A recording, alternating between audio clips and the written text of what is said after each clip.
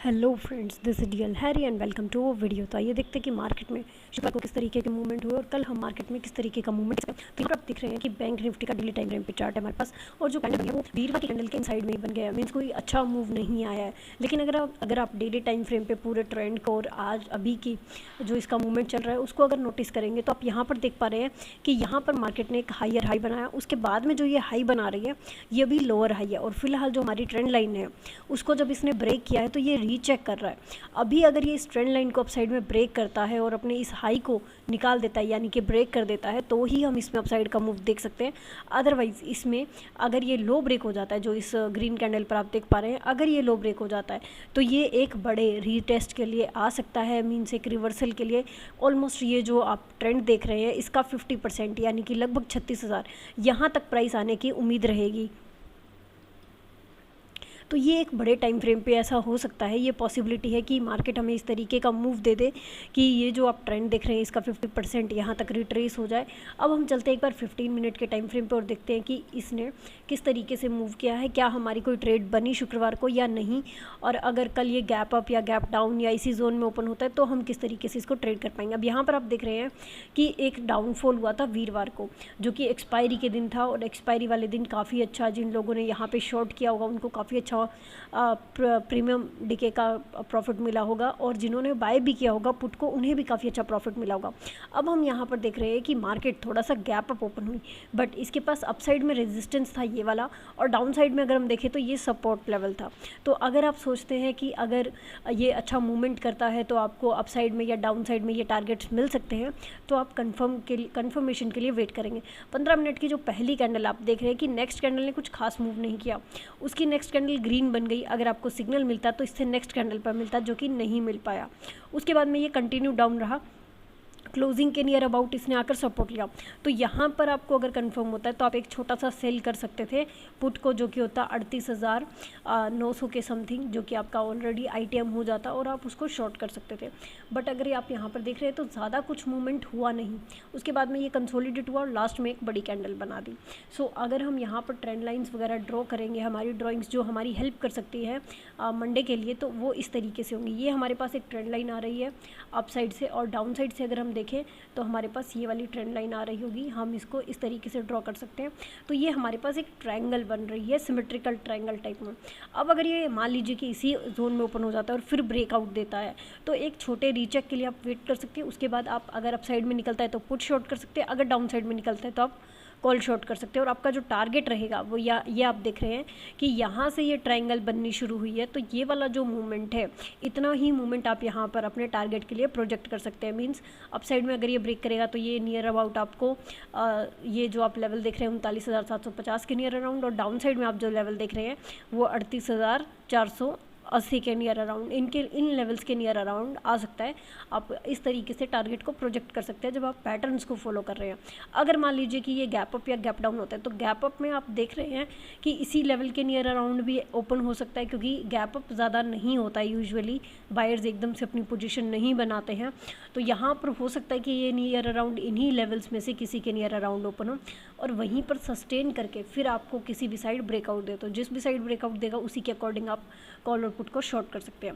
अगर मान लीजिए गैप डाउन होता है, और गैप डाउन काफ़ी ज़्यादा हो सकता है बिकॉज सेलर्स अपनी पोजीशन बना लेते हैं, और क्योंकि जो डेली टाइम फ्रेम पे मैंने आपको पैटर्न दिखाया उसमें कंफर्म हो रहा है कि अगर ये डाउन साइड जाता है तो हम इसमें एक बड़ा रिवर्सल देख पाएंगे। तो इसीलिए अगर ये गैप डाउन होता है तो गैप डाउन ये काफ़ी हो सकता है, जो कि 38,250 के आसपास के नियर अराउंड हो सकता है। अगर ये इन्हीं के बीच में हो जाता है कहीं भी ऊपर, तो आप वेट करेंगे कि प्राइस एक बार रीचेक करे किसी लेवल पर, और फिर आपको उसके ऑपोजिट साइड में कोई भी कैंडल कंफर्मेशन मिले या पैटर्न कंफर्मेशन मिले, उसके अकॉर्डिंग आप ट्रेड करें।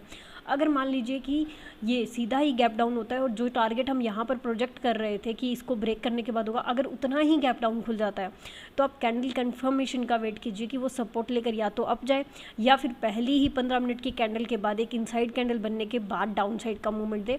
क्योंकि गैप डाउन की सिचुएशन में हो सकता है कि मूवमेंट कंटिन्यू, लेकिन बहुत ज़्यादा गैप अप की सिचुएशन में पॉसिबिलिटी ये रहती है कि प्राइस जो है वो रिवर्स करेगा। मीन्स अगर गैप अप ओपन हुआ है मीन्स बायर आए थे और वो अपनी पोजीशंस को कट करेंगे, तो सेलिंग आने के चांसेस ज़्यादा रहते हैं। अब हम चलते हैं निफ्टी की तरफ और ये देखते हैं कि निफ्टी में किस तरीके का पैटर्न बन रहा है। आप यहाँ पर देख रहे हैं कि डाउन आ रहा था, लेकिन बिल्कुल स्लो मूवमेंट के साथ। तो अब डेली टाइम फ्रेम पे अगर आप निफ्टी का मूवमेंट देखेंगे किस तरीके का हुआ, किस तरीके की कैंडल बन रही है, तो यहाँ पर आप देख रहे हैं कि निफ्टी भी अपनी ट्रेंड लाइन के ऊपर क्लोजिंग नहीं दे रहा है, अभी भी फिलहाल ये डाउन साइड में क्लोजिंग दे रहा है। तो निफ्टी में भी सेम टाइप का पैटर्न बन सकता है जैसा कि हम बैंक निफ्टी में एक्सपेक्ट कर रहे हैं कि इसने अभी एक हाई बना दिया था और अभी ये लोअर हाई बना रहा है। तो अगर ये लो को ब्रेक करेगा तो इसमें भी हम अच्छी रिट्रेसमेंट देख पाएंगे, जो कि आप ये देख रहे हैं कि ये वाला ट्रेंड चला है। तो इसका 50% ऑलमोस्ट यहाँ पर हमारे पास एक लेवल भी आ रहा था 16,500 के नियर अराउंड, या फिर इस लेवल पर, क्योंकि यहाँ पर ये पहले रेजिस्टेंस ले चुका है।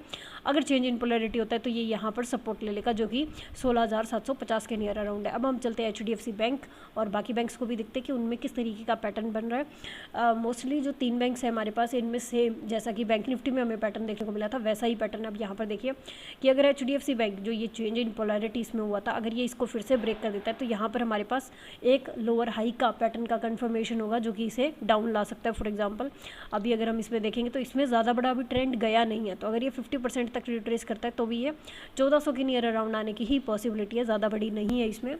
और एक्सिस बैंक की अगर हम बात करें तो सेम पैटर्न इसमें भी बन रहा है। इसको थोड़ा जूम आउट करते हैं तो यहाँ पर देखिए सेम यहाँ पर भी लोअर हाई बन रहा है, और अगर ये भी ब्रेक करता है अपने लो लेवल को तो 700 पे चेंज इन पोलैरिटी हो सकता था, अभी ये भी ब्रेक होने की पॉसिबिलिटी रहेगी और हम इसमें डाउन साइड का और मूवमेंट देख पाएंगे।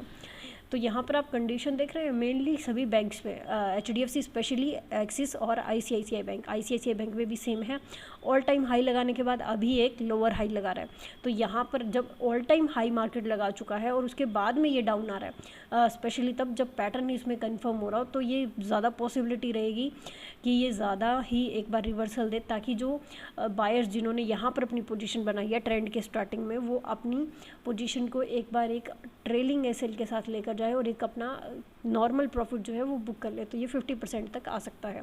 नेक्स्ट हमारे पास है SBIN। SBIN में अगर आप देखेंगे तो SBIN और कोटक है, इनमें थोड़ा अलग पैटर्न है। यहाँ पर आप देख रहे हैं कि इसमें एक लोअर हाई ऑलरेडी यहाँ पर बन चुका है। अभी अगर ये डाउन साइड आता है तो ये लोअर हाई होगा और ये हमारे पास ट्रिपल टाइप में आ जाएगा। और अगर आप इसको वीकली टाइम फ्रेम में देखेंगे तो ये हमारे पास 3 क्रॉ पैटर्न आ जाएगा, जो कि कैंडल पैटर्न में होता है, जिसमें 3 रेड कैंडल बनती है अप साइड में आकर, और उसके बाद ये डाउन साइड की मूवमेंट दे रहा है। लेकिन यहाँ पर अभी ग्रीन कैंडल्स बन रही है। अगर ये डाउन साइड में आ जाता है तो वीकली टाइम फ्रेम पे आप इसको कंसीडर कर सकते हैं कि ये अभी डाउन आ रहा है, और हमारा जो एक M पैटर्न हम कह रहे थे कंफर्म होगा, वो M पैटर्न कंफर्म नहीं होगा, बल्कि डाउन आने के बाद ये आपको इस तरीके से जोनल पैटर्न दिखेगा, पैरेलल जोन, जो कि डिसेंडिंग टाइप में होगा। नेक्स्ट हमारे पास कोटक बैंक है, जो कि 1900 के साइकोलॉजिकल लेवल के नियर अराउंड ट्रेड कर रहा है। अगर ये कल गैप डाउन ओपन होता है और अपनी मूवमेंट को कंटिन्यू रखता है तो ये 1900 के साइकोलॉजिकल लेवल के नीचे ही सस्टेन कर जाएगा और ये डाउन साइड में हमें मूवमेंट दे सकता है। फिलहाल अगर आप देख रहे हैं तो मार्केट का सेंटिमेंट थोड़े टाइम के लिए डाउन साइड या साइडवेज रह सकता है। अप साइड जाने के लिए इसको अच्छी बाइंग की ज़रूरत है, और अपने जो प्रीवियस एक हाई लगाया है सभी ने, बैंक्स ने भी, बैंक निफ्टी ने भी और निफ्टी ने भी, उसको क्रॉस करने की ज़रूरत है, ताकि हम एक अच्छा बाइंग सिनेरियो देख पाए। फिलहाल के लिए बाइंग सिनेरियो नहीं है। अगर आप इंट्राडे में ट्रेड करते हैं और आपको बाइंग की पॉसिबिलिटी दिखती है तो ही आप बाइंग के लिए जाइए, अदरवाइज वेट कीजिए कि आपको कंफर्मेशन मिले डाउन साइड का या अप साइड का, उसी के अकॉर्डिंग मार्केट को आप ट्रेड कर सकते हैं। So thank you so much friends, मिलते हैं नेक्स्ट वीडियो में। Till then thank you and happy trading.